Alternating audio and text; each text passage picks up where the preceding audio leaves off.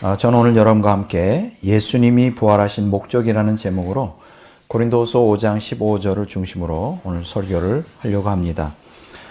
고린도후서 5장 15절입니다. 제가 읽겠습니다. 그가 모든 사람을 대신하여 죽으심은 살아있는 자들로 하여금 다시는 그들 자신을 위하여 살지 않고 오직 그들을 대신하여 죽었다가 다시 살아나신 이를 위하여 살게 하려 함이라. 아멘. 오늘은 이제 부활절이에요. 제가 생각할 때 기독교에는 중요한 절기들이 있는데 가장 중요한 절기지가 이제 우리가 성탄절이 있고요. 그리고 부활절이 있다 이렇게 생각합니다. 사실 성탄절과 부활절은 사실 기독교 절기에서 쌍벽을 이루는 어느 경중을 따질 수 없는 가장 중요한 절기다.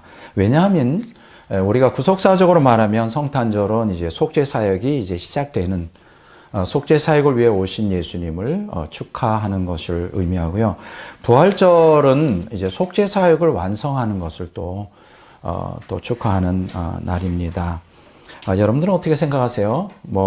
기독교인 하면 부활절, 해피 이스터, 해피, 행복한, 크리스마스는 메리라고 하는 거 쓰잖아요. 즐거운. 왜 우리가 성탄절이 즐거워야 되고 왜 부활절이 해피해야 될까, 행복해야 될까? 오늘 제가 저희 교회도 이제 우리 전통을 따라 여기 이렇게 우리 부활절 바구니를 만들었죠. 예수 부활. 여기 보면 좀 재밌는 게 있습니다. 예수님 부활하셨네라고 하는 스티커가 있죠. 그리고 여기 뒤에는 찬양의 감사해가 있고요. 또 두 번째 보면 여기 보면 부활 생명이라고 또 이렇게 있어요. 제가 또 하나 또 뽑았는데, 여기는 부활 기쁨, 부활의 기쁨 이렇게 되어 있습니다. 제가 여러분들에게 좀 질문하고 싶어요. 예수님이 부활하셨는데, 예수님의 부활이 생명이고 정말 우리에게 기쁨이 될까? 왜 우리는 예수님의 부활을 기뻐해야 될까? 죽은 자 가운데서 살아나서 그것도 기뻐해야 되겠죠. 그렇게 함으로 우리가 다시 부활할 수 있는 소망 때문에 그것도 기쁨이 되겠죠. 근데 우리는 이 부활에 대해서 설명을 할 때 더 성경은 아주 깊은 것을 다루고 있습니다. 부활을 죄의 정복으로 연결되고 생명으로 연결하고 그리고 이제 오늘 같은 본문의 말씀에 보면 예수님이 죽은 자 가운데 부활하신 것은 이제 다시 살아나신 이를 위해 살게 하려 함이라. 그러니까 부활에 대하여 우리가 감격하여 지금 보답하는 삶으로 이제 나의 욕망대로 살지 않고 하나님 뜻대로 산다는 얘기냐, 이 구절이. 그건 아닌 것 같아요. 굉장히 중요한 의미가 있습니다. 제가 오늘 부활절을 맞이하여 예수님이 부활하신 목적이라는 제목으로 설교할 때 신학사에서 가장 중요한 설교를 제가 하려고 합니다. 저는 이제 이런 깨달음이 있을 때마다 신학적으로 굉장히 보람 있고 행복해요. 그런 측면에서 오늘 설교는 매우 중요하다 생각하는데요. 제가 예수님 믿은 후 성경을 계속 읽으면서 이 구절이 이해가 안 됐어요. 이게 수십 년 동안 마치 밥 먹으면 얹힌 것처럼 왜 이 말씀을 바울 사도가 했을까? 근데 오늘 이 문제가 해결되는 설교가 되겠습니다. 무슨 말씀이냐면 이제 고린도전서 15장 17절에 19절에 보면 이런 말씀이 있어요. 그리스도께서 다시 살아나신 일이 없으면 너희의 믿음도 헛되고 너희가 여전히 죄 가운데 있을 것이요 또한 그리스도 안에서 잠자는 자도 망하였으리니 만일 그리스도 안에서 우리가 바라는 것이 다만 이 세상의 삶뿐이면 모든 사람 가운데 우리가 더욱 불쌍한 자이리라 이렇게 말씀하셨어요. 이게 왜 이해가 안 되더라고요. 예수님이 하나님이고 하나님의 아들이고 그분을 믿으면 예수님이 속죄의 피로 우리가 구원받고 그렇잖아요. 천국 가는데 굳이 예수님이 부활하지 않았으면 믿음이 헛거라니 이게 도대체 무슨 말이야? 그리고 더 놀라운 것은 예수님 부활하지 않았다면 예수님이 이 땅에서의 속죄 사역이 무효가 된다는 거예요. 죄 가운데서 그냥 여전히 있다는 거, 예수님 부활하지 않았다면. 이게 도대체 무슨 귀신 씨나라 까먹는 소리냐. 그리고 더 충격적인 것은 예수님 부활하지 않았으면 예수님 안에서 잠자는 자, 예수님 있다가 죽은 자들도 망했다는 거예요. 우리가 가장 불쌍하다는 거예요. 이 구절이 저는 솔직히 수십 년 동안 거의 깨달아지지가 않았어요. 근데 오늘 이 설교를 통하여 하나님이 완전히 열어주시면서 그럴 수밖에 없는 이유, 왜 예수님의 부활이 그렇게 중요하냐, 그 의미를 제가 확실히 알게 되었습니다. 이런 측면에서는 오늘 신학사에서 가장 중요한 질문에 대한 답이 되겠어요. 물론 성령님께서 오늘 이 시간에 여러분의 영을 열어주셔서 오늘 제가 오늘 여러분들에게 전파하고자 하는 그 말씀의 핵심을 깨닫기를 바랍니다. 이거 아무리 중요한 말씀이라도 깨닫지 못하면 그냥 흘러가죠. 예수 부활하셨네. 기뻐하라니까 기뻐하고, 그렇게 해가지고는 이 부활절의 구속사적인 의미가 잘 모르면 좀 안타까운 일이죠. 오늘 이 시간 성령께서 오늘 이 설교를 듣는 모든 분들에게 이 부활의 이 중요성, 왜 부활을 하셨는가, 예수님이 이제 그것을 오늘 이 시간에 깨달게 해주시기를 정말 간절히 기도하는 마음으로 이 설교를 하고 있습니다. 자, 지난번 설교는 이사야서 64장 6절을 가지고 설교했죠. 제목이 뭔지 아십니까? 그리스도의 속죄 필요성을 무력화시키는 종교적 인본주의. 사실 이러한 주제도 굉장히 무겁고 어렵습니다. 어려워요. 그렇게 설교하시는데 설교의 핵심이 뭐죠?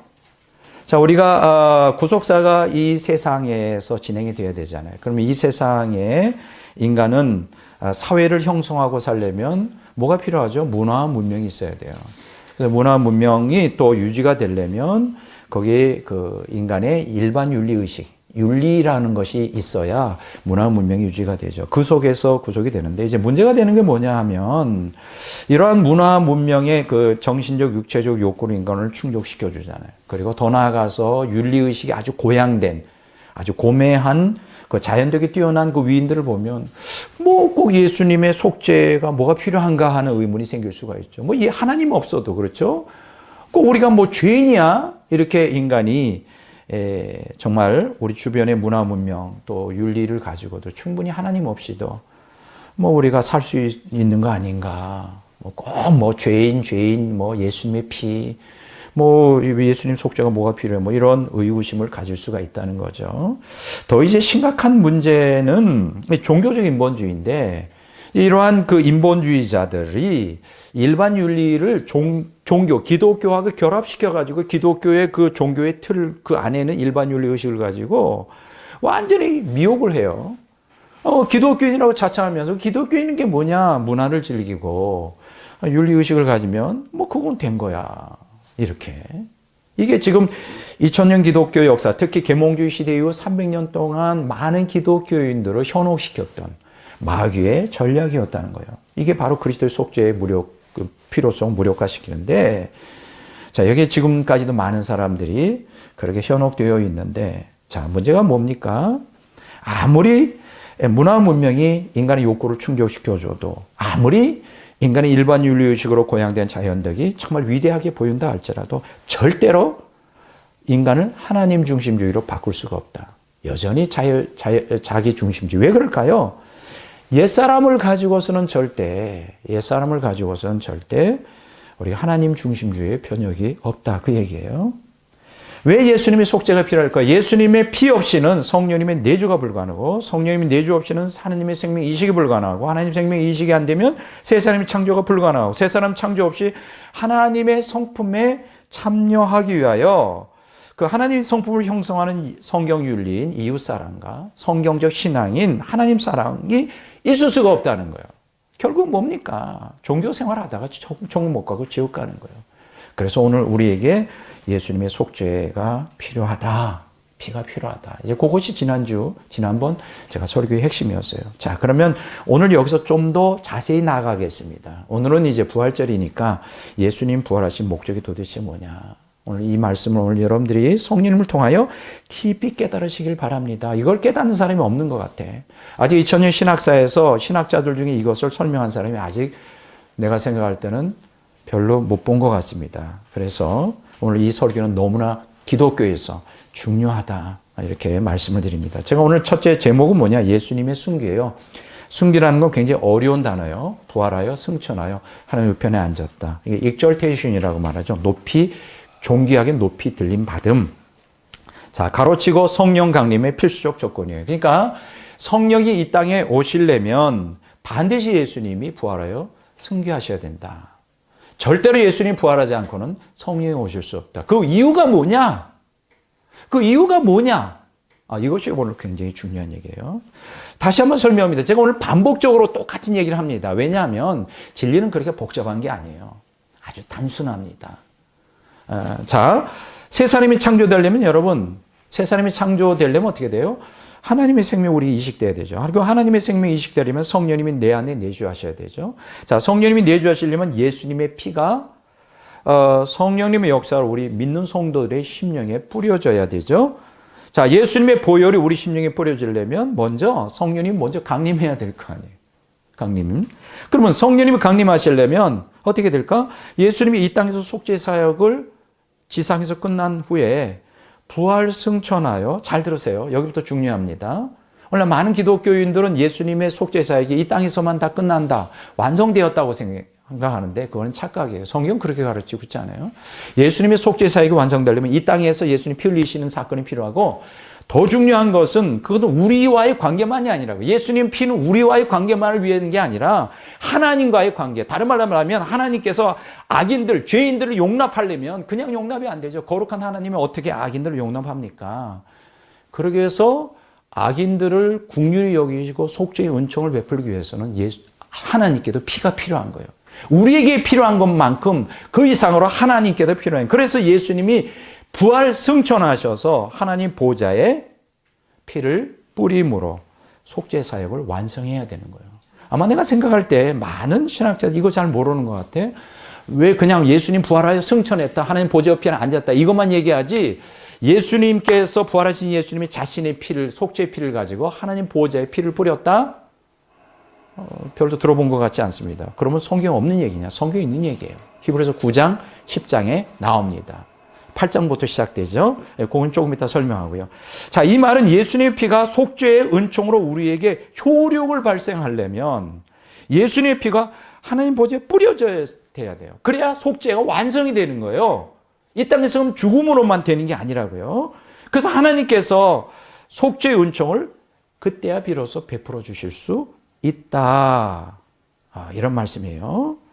자, 여기서 우리가 한 가지 또 조심해야 될 게, 예수님께서 부활 승천하여 자신의 속죄의 피를 뿌리는 건 언젠가? 예수님이 40일 동안 부활하신 다음에 이 땅에 계셨잖아요. 그러면 40일 이후에 승천하여 예수님의 피를 보좌에 뿌리는 역할을 했냐? 그 뜻이 아니죠. 여기도 또 헷갈리면 안 됩니다.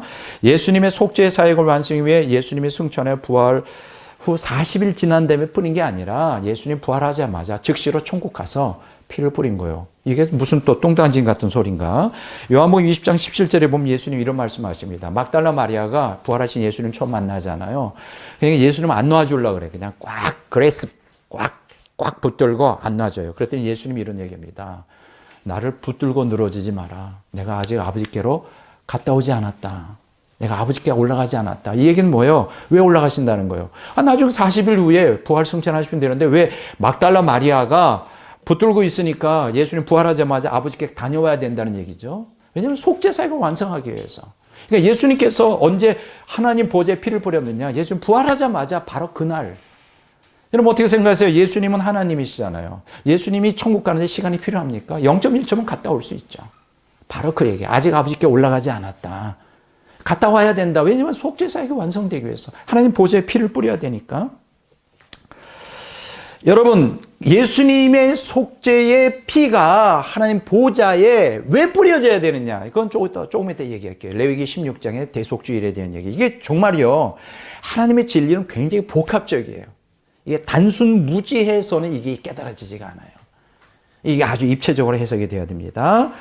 자, 예수님의 속죄의 피가 하나님 보좌에 뿌려져야 속죄 사역이 완성되고, 그때야 비로소 속죄의 은총을 베풀기 위해서 성령이 오실 수가 있는 거예요. 그러니까 예수님이 부활하지 않으면 절대로, 그리고 속죄의 피를 그 하나님 보좌에 뿌리지 않으면 절대로 성령이 우리에게 오실 수가 없는 거예요. 그래서 요한복음 16장 7절에 이런 말씀이 있죠. 내가 너희에게 실상을 말하노니 내가 떠나가는 것이 너희에게 유익이라. 내가 떠나가지 아니하면 보혜사가 너희에게로 오시지 아니할 것이요 가면 내가 그를 너희에게로 보내리라. 여기서 보혜사는 성령이죠. 쉽게 얘기하면 예수님이 떠나가야 돼요. 다른 말로 말하면 승계하셔야 돼요. 부활하여 승천한 보좌 피 뿌리시고 보좌 우편 앉으에 그때 성령을 보내겠다는 거예요. 왜 그러냐 이거예요. 속죄 사역이 완성돼요. 속죄의 은총이 성령님을 통하여 속죄의 은총이 그냥 옵니까? 그냥 우리 마음에 2000년 전에 예수님이 흘리신 피가 그냥 우리 마음에 그냥 뿌려져요? 성령을 통해서만이 가능하잖아요. 성령을 통해서만 우리 마음에 뿌려져요. 성령을 통해서만 예수님 피로 말미암아 하나님의 성령이 내주할 수 있고 속죄의 은총을 베풀어 줄 수 있잖아요.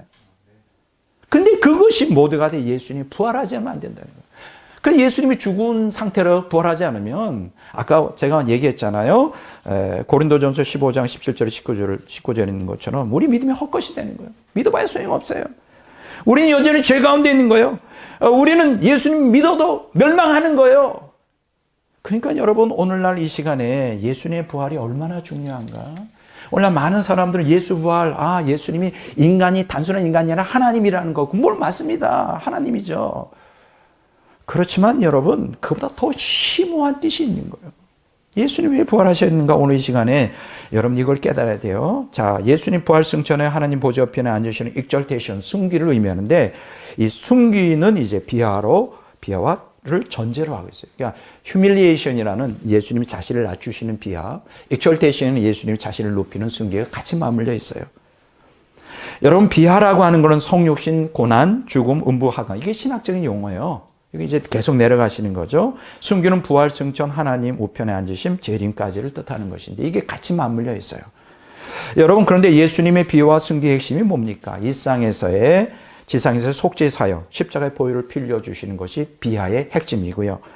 그리고 죽으셨다가 부활하여 승천하셔서 하나님 보좌 우편에 예수님이 자신의 뼈를 뿌릴 때 천국에서 속죄 사역이 완성되는 거예요. 여러분 다시 말합니다. 속죄 사역은 어디서 시작되느냐? 예수님이 이 땅에서 피를 뿌리심으로 시작되고 그래서 죽으셨다가 부활하여 그 피를 하나님 보좌 우편에 뿌릴 때 속죄 사역이 완성되는 거예요. 예수님이 하나님 보좌에 부활하여 피를 뿌리지 않은 속죄 사역은 효력이 없는 거예요. 이해가 되세요? 완성이 안 되는 거예요. 그래서 부활이 중요한 거예요. 예수님이 속죄 사역이 완성돼야 속죄의 은총을 주기 위하여 누가 그걸 전달자로 가지고 옵니까? 성령께서 오실 수가 있는 것입니다. 이게 너무나 중요한 거예요. 그래서 우리는 부활을 기뻐해야 되는 거예요. 그냥 예수 부활하셨네. 뭐 기분으로 하는 거 아니에요. 이것도 하루 지나면 또 그 기분도 없어지지. 뭔가 그 마약한 사람처럼 부활절 나는 약간들 살짝 기쁜 것 같아. 부활이 얼마나 그런데 이제 내일 되면 또 약발이 또 떨어져. 마치 마약한 사람이 잠시 동안에 그 망가 환타지에 있다가 오늘 다 기뻐할 거예요. 예수님 부활하시는데. 근데 왜 우리는 안 바뀌느냐? 왜 우리는 궁극적으로 생명이 충만한 삶을 못 사냐? 왜 부활의 생명을 못 누리냐? 이게 뭐냐면 다 이 기독교에서 2000년 동안 부활절 행사가 다 이 판타지, 이게 성경에 근거 없는 그냥 이 기분에 의한 종교적 열정으로 이게 그러면 안 되는 거예요. 자, 속죄 사역이 천국에서 완성되어야만 성령님의 강림하여 죄인들에게 속죄 은총을 부어줄 수가 있는 거예요. 그러니까 성령 강림의 필수 조건이 뭘까요? 예수님 부활하여 승천하여 자신의 피를 하나님 보좌에 뿌려야 되는 거예요. 이게 핵심이에요. 이거 안 가르치고 있다 이거를. 그러니까 예수님 부활하시네. 그럼 어쩌라고? 그 뭐예요 도대체? 뭐 이런 거. 자, 첫 번째, 부활 승천하여 속죄의 피를 하나님 보좌에 뿌리신 예수님. 이게 속죄 사역의 완성이죠. 다시 말합니다. 속죄 사역의 완성은 이 땅에서 이루어지지 않습니다. 부활하신 예수님이 자신의 피를 하나님 보좌에 뿌릴 때 완성되는 거예요. 이게 성경 우리에게 가르치는 거예요. 그게 어디 있느냐고요? 히브리서 9장에 있어요. 히브리서 9장 11절 12절에 보면 이런 얘기 있습니다. 그리스도께서 장차 좋은 일에 대제사장으로 오사 손으로 짓지 아니한 것 곧 이 창조에 속하지 아니한 더 크고 온전한 장막으로 말미암아 염소와 송아지의 피로 하지 아니하고 오직 자기의 피로 영원한 속죄를 이루사 단번에 송수에 들어가셨느니라. 뭐 그냥 읽으면 이게 도대체 무슨 얘기일까? 그래서 신학자가 필요한 거죠. 자, 히브리서 9장 23절 24절 읽어봅니다. 그러므로 하늘에 있는 것들의 모형은 이런 것들로서 정결하게 할 필요가 있었으나 하늘에 있는 그것들은 이런 것들보다 더 좋은 제물로 할지니라. 그리스도께서는 참 것의 그림자인 손으로 만든 성소에 들어가지 아니하고 바로 그 하늘에 들어가서 이제 우리를 위하여 하나님 앞에 나타나시고. 이게 도대체 무슨 얘기일까? 히브리서 9장 11절, 12절, 23절, 24절. 이게 도대체 무슨 얘기예요? 핵심을 얘기하면 이런 얘기예요. 이 구절은 첫 언약과 첫 장막. 누가 세운 거죠? 모세가 이 땅에 성막을 세웠잖아요. 그러면 모세가 세운 성막을 우리가 히브리서 8장과 9장에 자세히 보면 뭐라고 나오냐면 하늘에 있는 참 성막, 하늘에 성막이 있다는 거예요. 하늘에 성소가 있고 지성소가 있고 법궤가 있고 하늘에 성막이 있다는 거예요. 그것을 보고 그대로 똑같이 모형으로 이 땅에 만들었다는 거예요. 히브리서 8장과 9장의 설명은. 그러니까는 참 장막이 하늘에 있는 거지. 이 땅에서도 속죄를 위해 성막이 있는 것처럼 하늘나라에도 성도들이 속죄를 위하여 하늘나라에도 성막이 있다는 거예요. 자, 그러면 우리가 성막에서의 이 속죄를 위한 가장 큰 행사가 뭡니까? 대속죄일 날 아니에요. 레위기 16장에 나와요. 그러면 대속죄일 날 대제사장이 1년에 한 번씩 염소의 피를 가지고 지성소에 법궤 뚜껑이 있죠. 지성소에 들어가면 법궤가 있고 그 위에 뚜껑이 있는데 그 위에 약 그룹 천사들이 이렇게 있고 거기에다가 피를 한번 뿌렸어요. 그러므로 백성들의 죄가 용서했어요. 근데 놀라운 것은 거기를 뭐라 그러냐? 법궤 뚜껑을 속죄소라 그럽니다.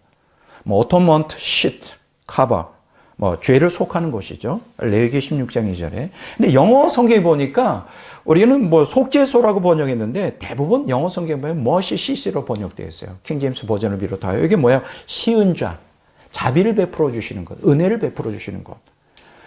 그러니까 여러분 속죄소는 죄를 속해 주심으로 하나님이 인간에게 은혜를 베풀어 주시는 거예요.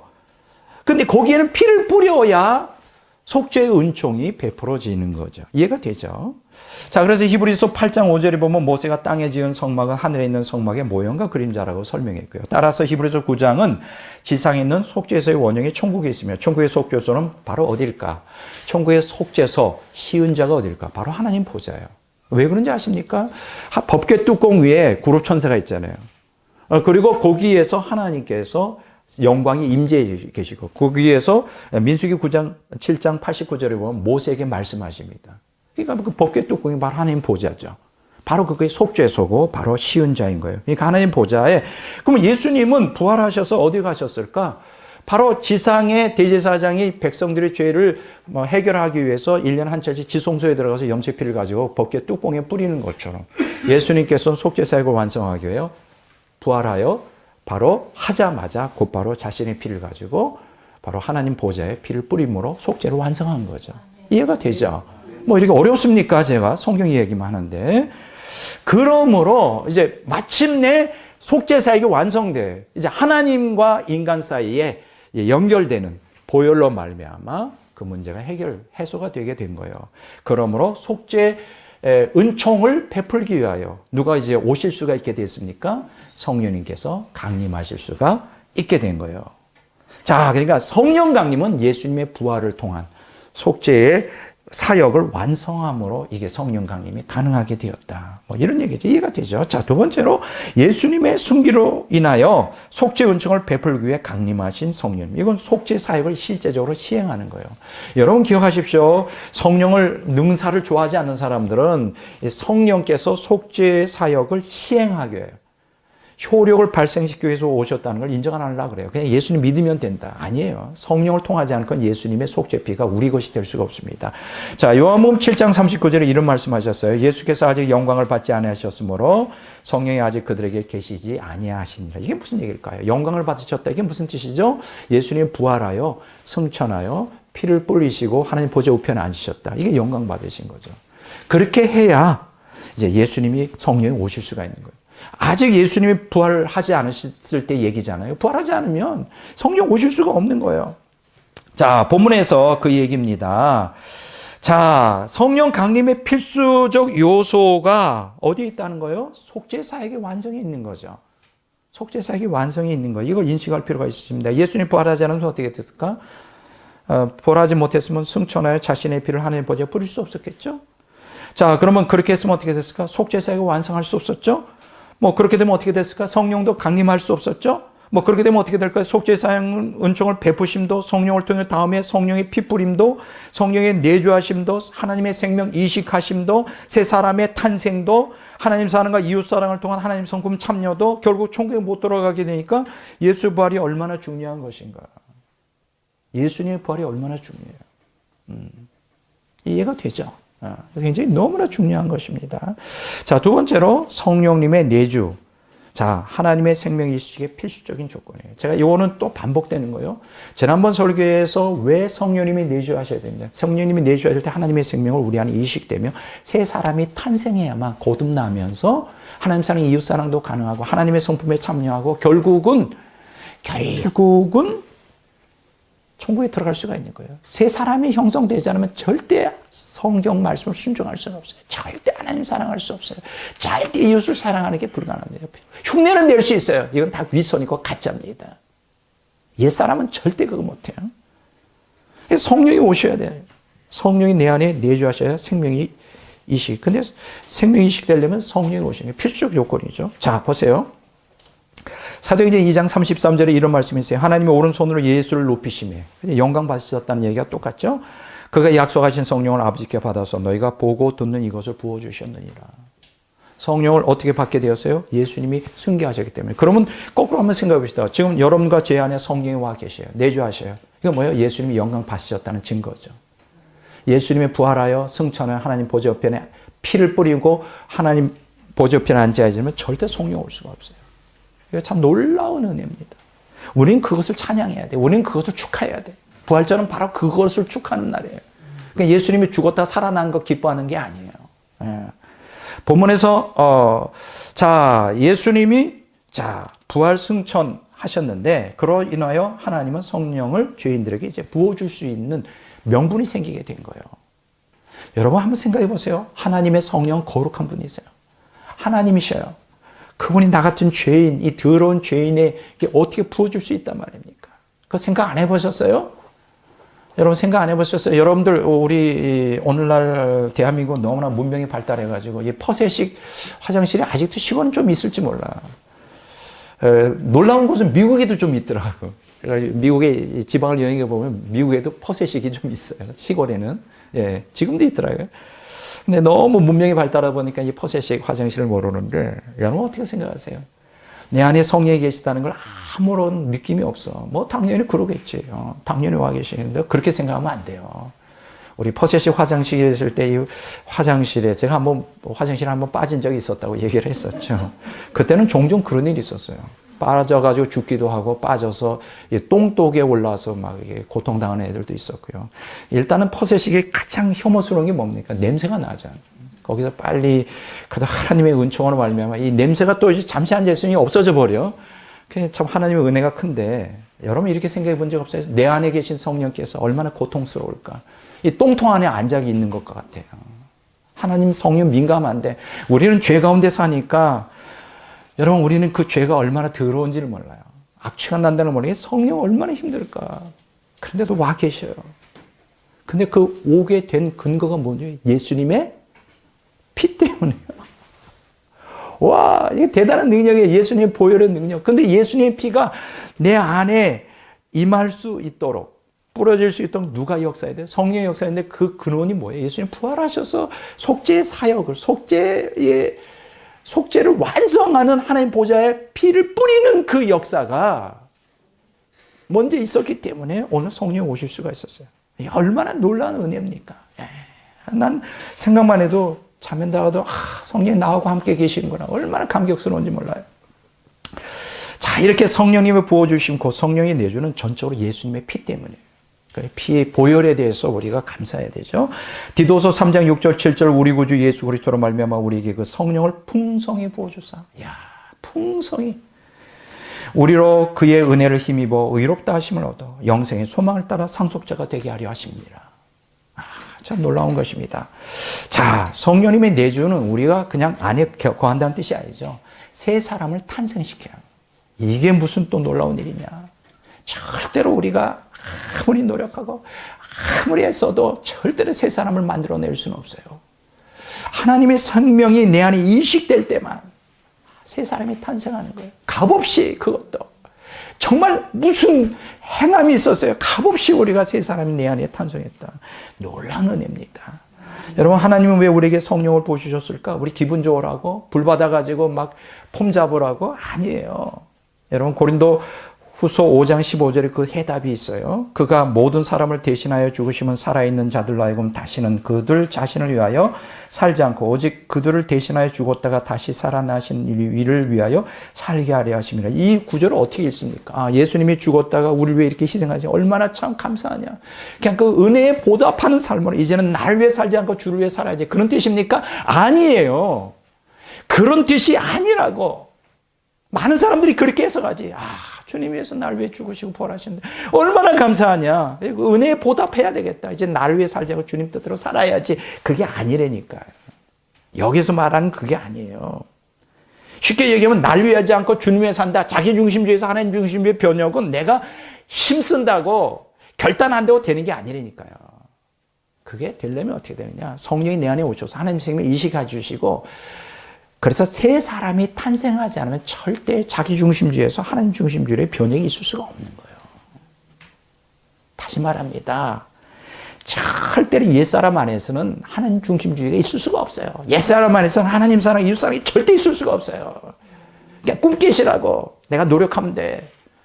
내가 좀 더 힘써보면 나는 내가 좋은 사람 될 거야. 하나님 원하는 건 조금 더 도덕적으로 좋은 사람 아니에요. 거기서 거기에요.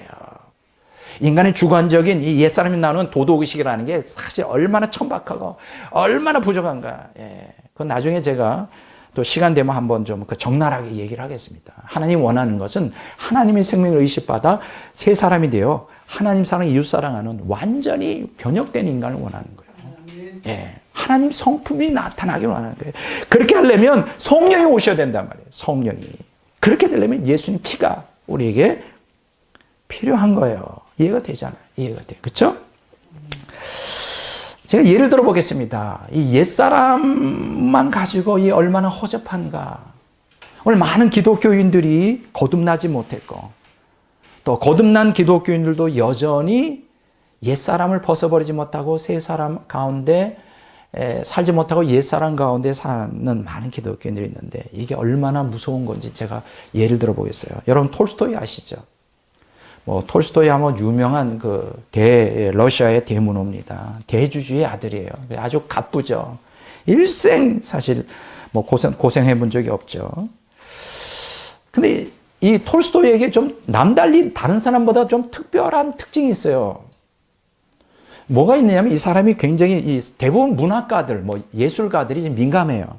음악이나 소설가들이 굉장히 민감한데 그래서 굉장히 민감한 감수성을 갖고 있습니다. 그것과 더불어 이 톨스토이에게 뭐가 있었냐면 높은 도덕성이 있었어요. 도덕의식이 있었다고. 자, 그런데 이제 이 톨스토이의 책들을 읽어보면 인생이란 무엇이냐 이런 두꺼운 책도 있어요. 제가 읽어보면 아주 평생 이러한 민감한 감수성, 높은 도덕성 때문에 고민을 합니다. 왜 그러냐 하면 이 사람이 성령으로 거듭나지 못했어요. 그러니까 새 사람이 없지. 하나님 생명이 없고 새 사람이 없고, 그러니까 옛 사람이 있죠. 근데 옛 사람이 있더라도 뭐가 있어요? 인간에게 양심과 이성이 있어서 이 도덕성 때문에 괴로워하는 거예요. 이 기독교인이죠. 그러니까 새 사람 안에서 하나님 사랑, 이웃 사랑이 안 되는 거예요, 이게.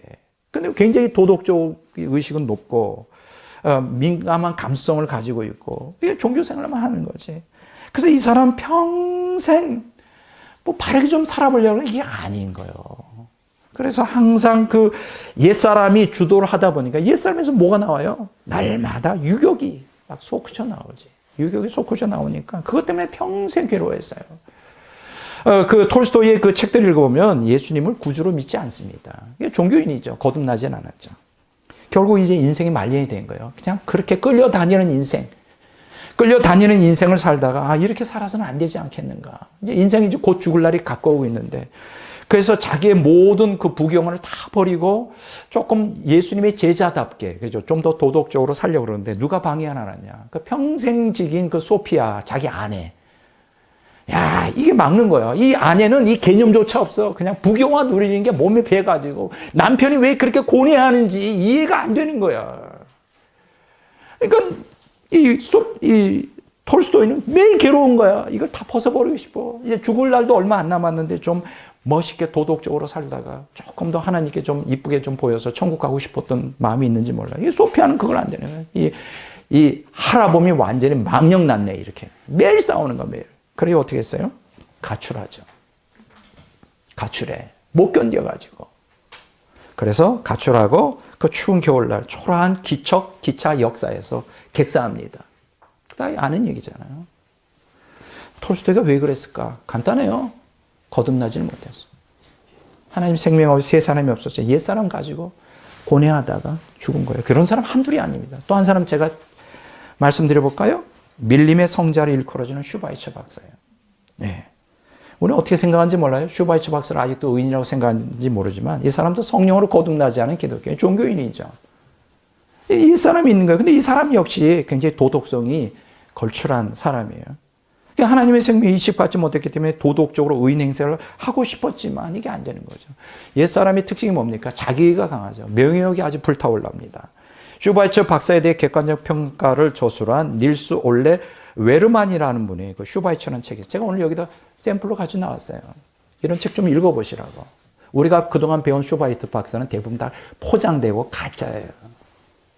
여기는 이 슈바이처를 있는 그대로 역사적인 객관적인 현실을 얘기하고 이 책을 좀 읽어보시라고.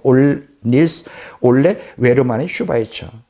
여기에 보면요. 슈바이처 박사는 우리가 이렇게 기대하잖아요. 슈바이처 박사는 얼마나 흑인들을 사랑해서 13년간을 아프리카 정글에서 그렇게 뭐 자기를 희생하며 살았나. 천만에.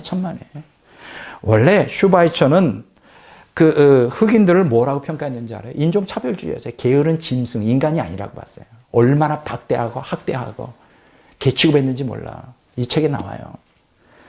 그리고 슈바이처 박사가 정글병원을 위해 존재한 게 아니에요. 정글병원이 그의 명예욕, 뭐를 갈망했죠? 노벨 평화상을 받고 싶었어. 여러분 아십니까?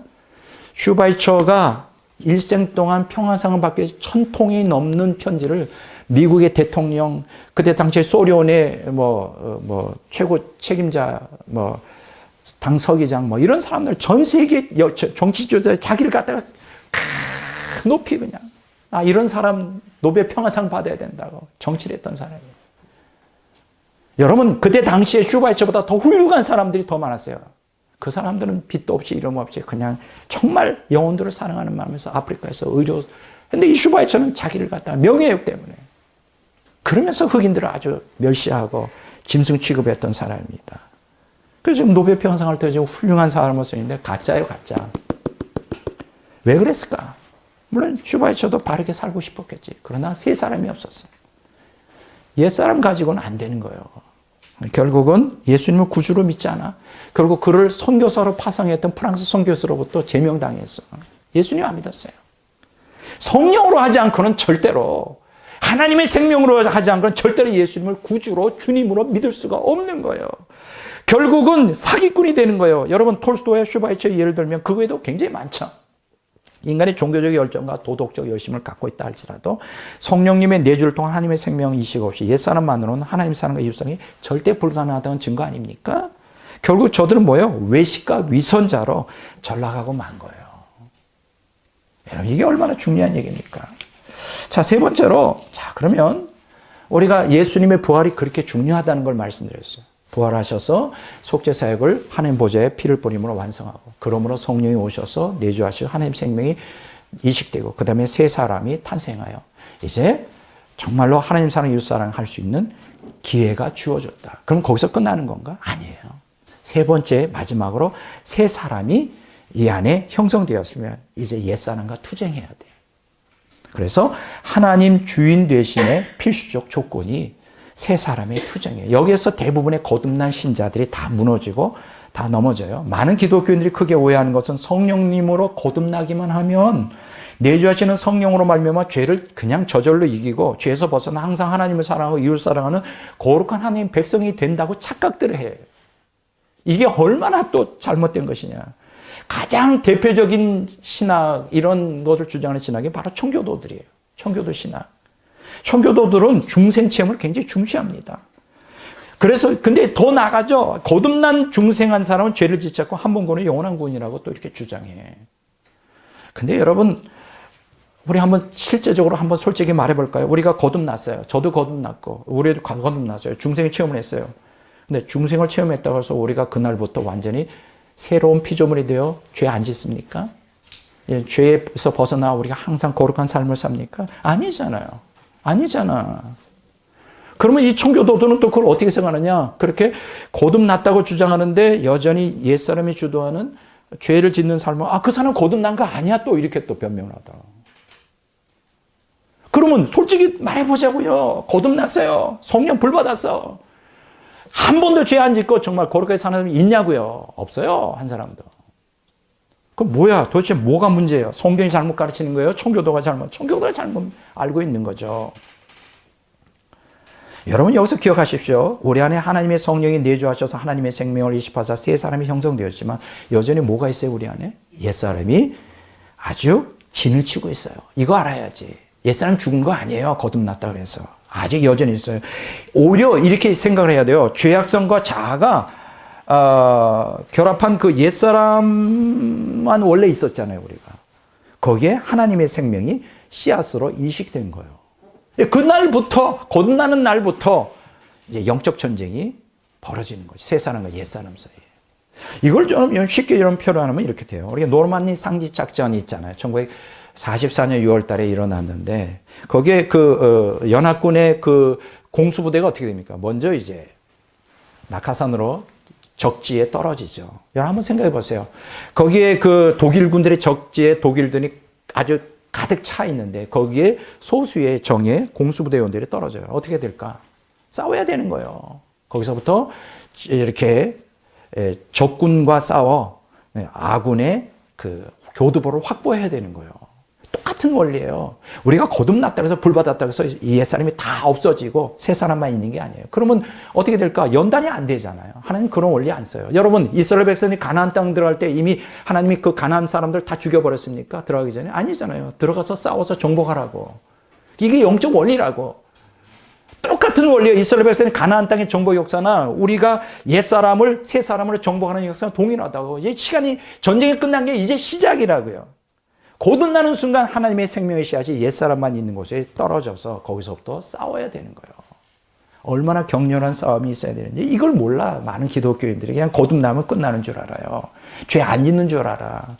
우리와 다 경험하잖아요. 거듭나서도 여전히 죄가 득세할 수 있다는 거. 주님을 사랑하지만 바울사도의 고백처럼 로마서 7장에 마음은 원이지만 이게 안 되잖아요. 싸워야 되는 거예요. 싸워야 돼. 새 사람을 그러면 왜 우리에게 이식시켜 줬을까? 간단해요. 싸우라고. 새 사람이 없으면 옛 사람은 싸울 게 없지. 다 적군인데 너나 나 다 적군인데 뭘 싸워. 같은 협력군이죠.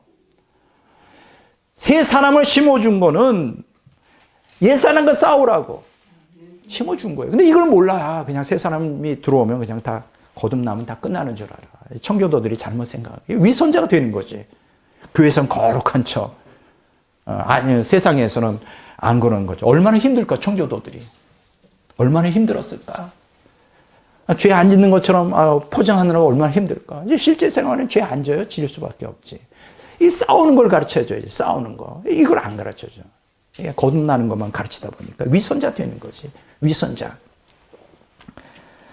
여러분 여기서 중요한 게 있어요. 이제 낙하산을 타고 적지에 내렸어요. 아군이. 거기서 안 싸우고 어떻게 해요? 가만히 있어요? 어떻게 돼요? 점멸당하겠죠. 똑같은 원리입니다.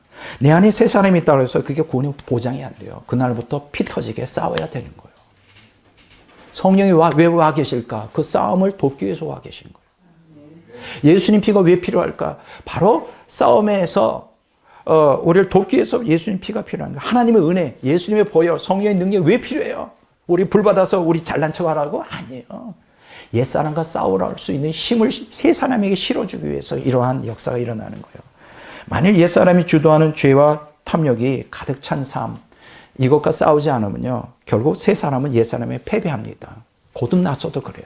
그런 많은 기독교인들을 저는 압니다. 한 번 거듭났어요. 은혜 받았어요. 한때는 주님을 사랑했어요. 그러나 죄와 싸우지 않았어요. 탐욕에 가득 찼어요. 결국 타락하여 지옥에 떨어진 얼마나 많은 기독교인들이 있는지. 여러분, 만일 우리가 옛사람과 새사람이 싸워 승리하지 않으면 우린 지옥 가요. 옛사람이 당연히 주도하는 삶, 죄 가득한 삶을 살다 구원을 상실해 지옥 가는 거죠. 이게 얼마나 중요한 건지 모르겠습니다. 여러분, 성령님을 왜 우리에게 부어주셨을까요? 하나님 생명이식, 첫 번째. 두 번째, 새 사람의 창조. 세 번째는 새 사람을 기반으로 옛 사람과 투쟁하라고 주신 거예요. 여러분, 기독 신앙생활하기 어렵죠? 다 어렵습니다. 예수님이 가신 그 길 고난의 길이에요. 가야 돼요. 그냥 예수님 부활하셨다고 그 부활의 생명이 저절로 우리에게 덮여지는 게 아니에요. 착각하고 있어. 예수님 부활했으니까 부활의 생명이 내 안에, 공짜가 없다니까요. 예수님 부활의 생명이 내 안에서 충만하려면 싸워야 돼. 싸워. 옛사람을 죽여버려야 된다니까. 환경 때문에 우리가 불행해지는 게 아니라 옛사람 때문에 불행해지는 거예요. 옛사람 완전히 죽여버려보세요. 새사람이 주도해보세요. 하나님의 생명이 충만해요. 환경이 아무리 어렵다도 천국 생활이지. 여러분, 천국 생활을 할 수가 있는 거예요. 환경이 바뀌어서 천국이 되는 게 아니에요. 여러분, 오해하지 마시기 바랍니다. 그래서 성경은 이 영적 투쟁을 가르쳐요. 신구약 모든 언약 백성들에게 영적 투쟁하라고 종용하고 있는 거예요. 여러분, 구약 성경 언약 백성들을 뭐라고 하나님 묘사했죠? 군대라고 묘사합니다. 군대. 출애굽기 6장 26절에 이스라엘 자손을 군대대로 애굽 땅에서 인도하라. 예? 출애굽기 7장 4절에 내 군대, 내 백성 이스라엘 자손, 내 군대라고 그랬어요. 내 군대, my army, 내 군대. 신약 성경 보세요. 바울 사도가 빌립보서 2장 25절, 디모데후서 2장 3절 4절에 뭐라고 얘기했어요? 기독교인을 군사로 칭해서 soldier, 군사. 여러분, 군대나 군사는 뭐 하는 사람입니까? 놀고 먹는 거예요? 전쟁하는 거지. 군대나 군사의 존재 목적은 딱 한 가지예요. 전쟁에서 싸워 이기라는 거지. 가나안 땅은 전쟁을 통하여 이스라엘 자손들에게 주어졌음을 기억하시기 바랍니다. 천국도 영적 투쟁을 통하여 기독교인들에게 주어짐을 명사하십시오. 공짜가 없어요, 공짜.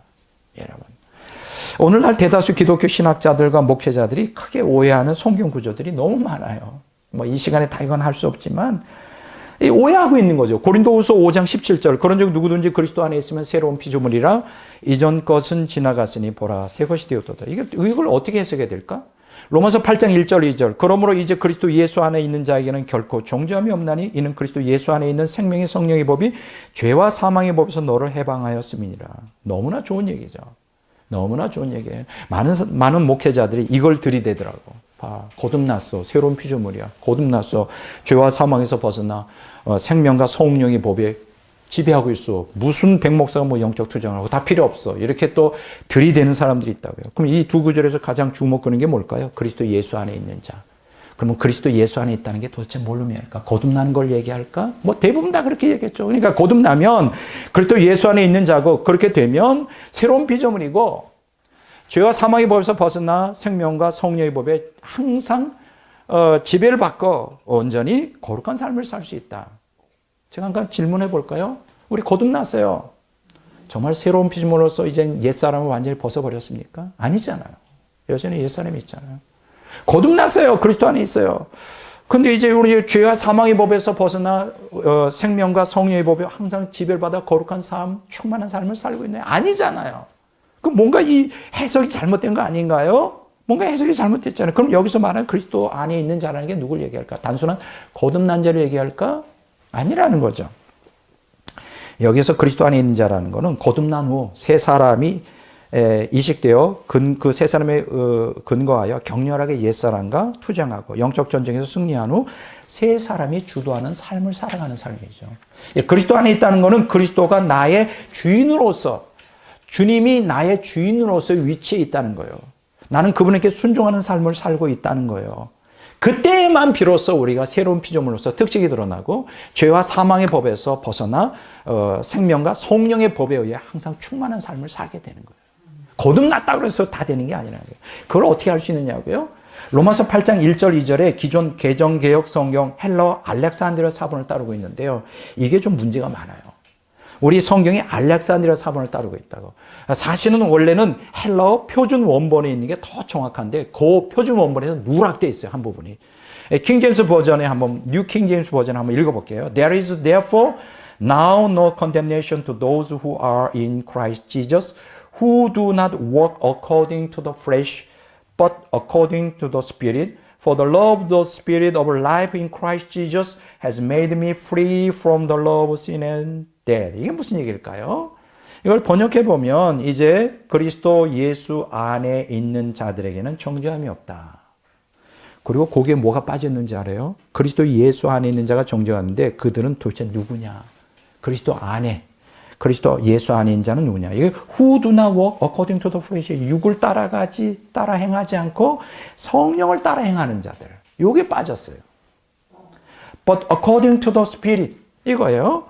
자, 그러니까 그리스도 안에 있는 자는 누구냐? 그리고 그 그리스도 안에 있어서 죄와 사망의 법에서 벗어나 생명의 성령의 법에 지배받는 자가 누구냐? 육을 따라가지 않고, 쉽게 얘기하면 뭐예요? 옛사람을 따라 행하지 않고 성령을 따라 새 사람 안에서 행하는 자예요. 이게 전제 조건이에요. 이거 빼먹었어요.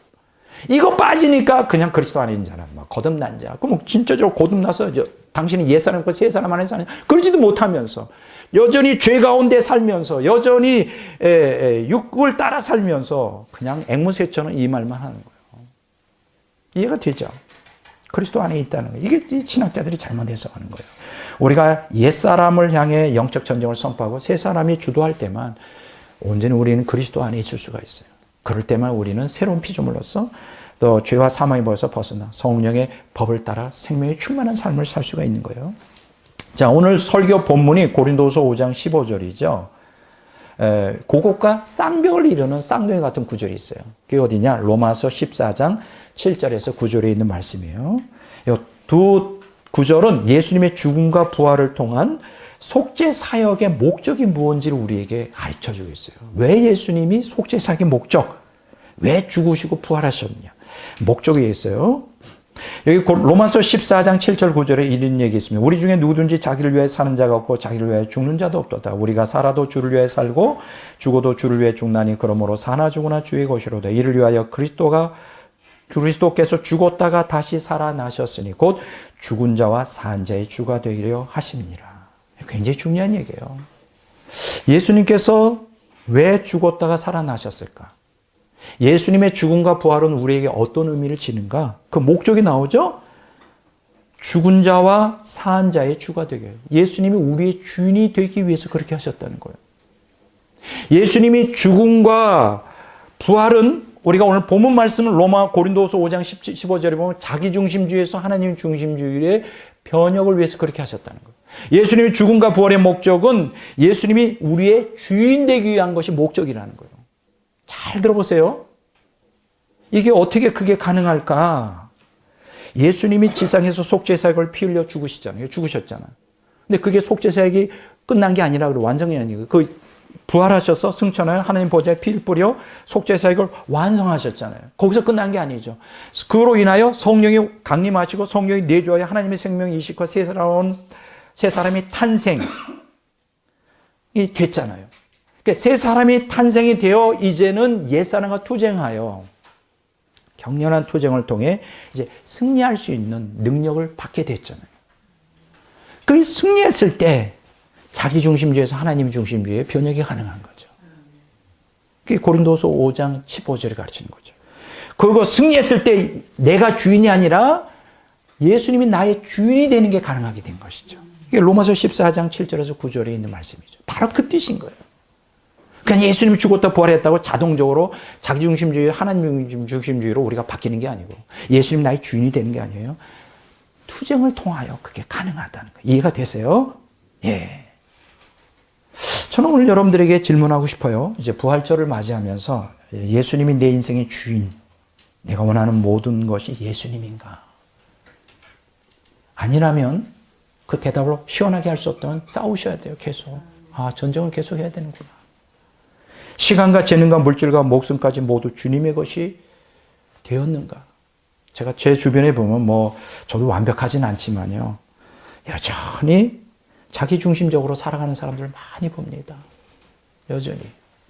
왜 그럴까?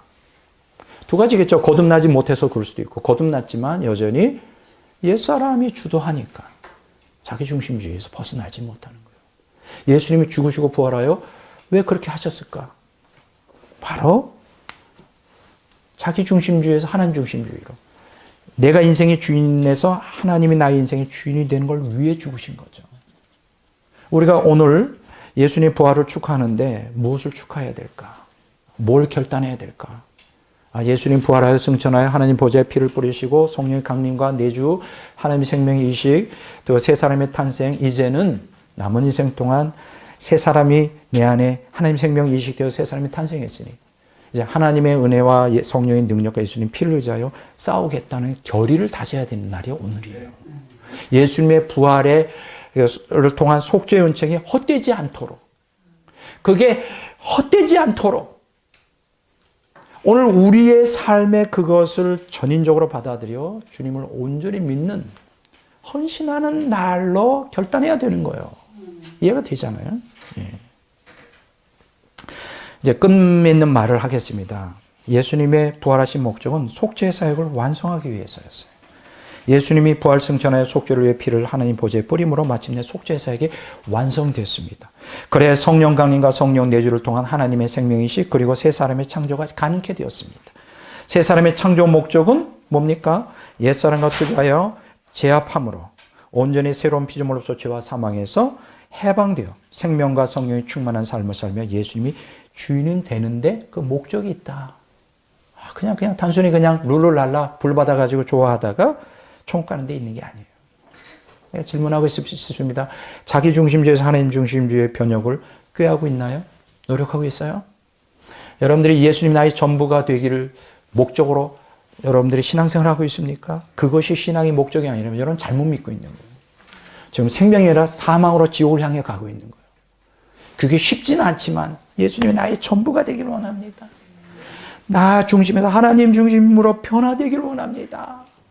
이 갈망과 열망과 기도와 이것이 비록 내 옛사람은 싫어하지만 이걸 추구하고 고백하고 그 길로 힘들지만 가야 되는 거예요. 그래야 우리가 사는 거예요. 그래야 예수님의 속죄의 은총이 헛되지 않은 거예요. 예수님 부활하지 않았다면 이 땅에서 흘리신 예수님 피는 속죄의 효력이 없을 것이고 우리는 여전히 죄 가운데서 벗어나지 못할 것이고 그럼 멸망할 것입니다. 그래서 아까 제가 다시 읽어드렸죠. 고린도전서 15장 17절 19절 그리스도께서 다시 살아나신 일이 없으면 너희의 믿음도 헛되고 너희가 여전히 죄 가운데 있을 것이요 또한 그리스도 안에서 잠자는 자도 망하였으리니 만일 그리스도 안에서 우리가 바라는 것이 다만 이 세상의 삶뿐이면 모든 사람 가운데 우리가 더욱 불쌍한 자일이라. 이 구절이 정확하게 깨달아졌다고요. 수십 년 만에 깨달아진 거예요. 왜 그런지, 왜 예수님 부활이 필요한지 알게 되었어요. 오늘 부활절에 오늘 본질이 뭔지를 오늘 다 말씀을 드렸습니다. 오늘 예수 그리스도를 통한 부활의 생명이 여러분들의 모두에게 충만하시기를 주의 이름으로 축원합니다.